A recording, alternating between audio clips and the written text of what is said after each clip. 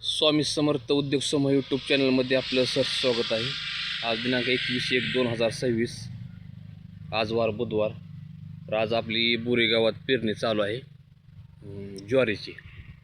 तर कशा प्रकारे आपण सेटिंग लावली, किती बियाणं लागतं आहे आणि कोणत्या बियाची ज्वारीचे बी कुठलं आणलेलं आहे मालकाने ते आपण बघणार आहोत. तर चला आपण सेटिंग कशी लावलेली आहे ते बघू.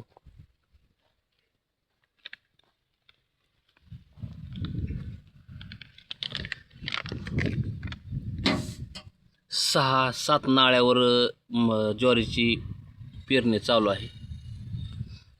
तर त्यासाठी आपण 8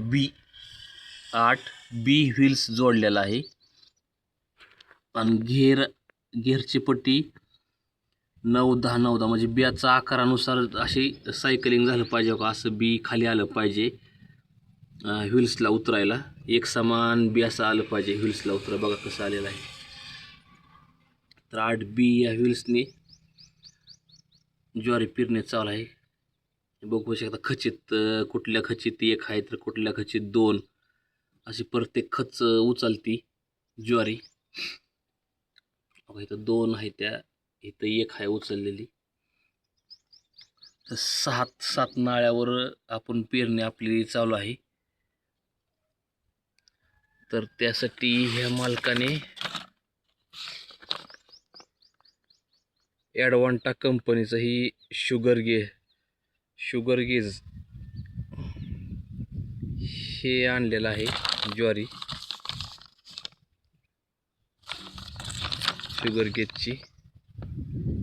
तर आपला सारा 6 फुटी आहे. त्या 6 फुटीत माझ्या मते 4 किंवा 5 काकऱ्याच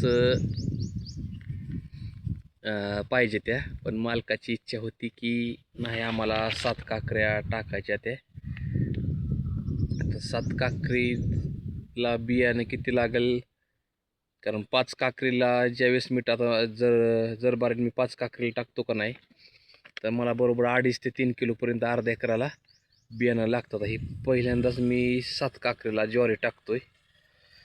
तर त्याचा बियाणं किती लागेल असा अंदाज काय मला लावता येणार. ते बघू शकता कुठं एक कुठं 2 उचललेलं आहे बी.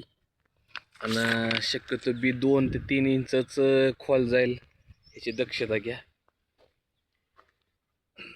कारण ज्वारीचं बी खोल गेल्यावर लय उगवत नाही.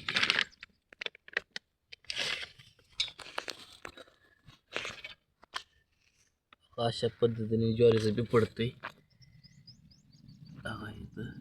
पडलेलं आहे ज्वारीचं बी.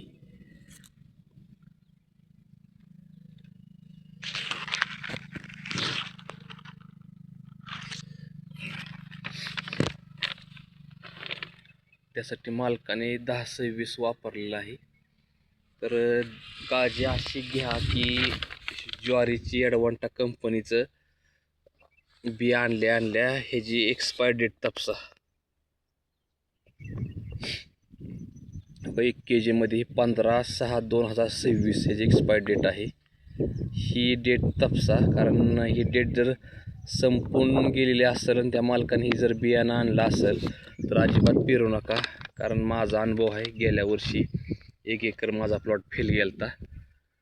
दुसऱ्या शेतकऱ्याचा पेरलेला तो कुठंतरीच उगवला प्लॉट, पण त्या कंपनीने ॲडवांटा कंपनीने त्या मालकांना भरपाई दिलती.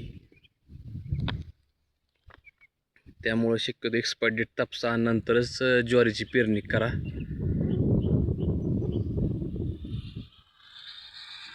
धन्यवाद.